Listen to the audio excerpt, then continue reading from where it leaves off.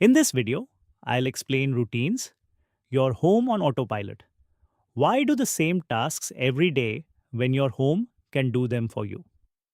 With routines, devices run automatically at your chosen time and days.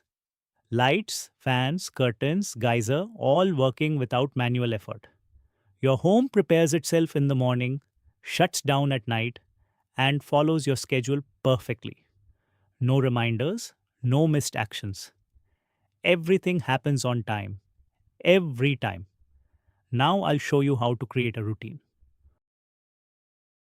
Open the Home Automation app and go to the bottom navigation bar. Tap on Automation. Tap the plus icon to create a new automation. Select Routine.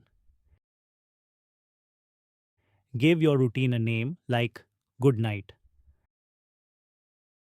Set the trigger time. Select the weekdays you want this routine to run. Tap Next. Now, select the room. Tap on Appliances and choose the devices you want to control. For each device, set the action. Turn it on or off. Adjust brightness, change colors, control curtains, or trigger remote functions. Set timing and conditions based on the action you want.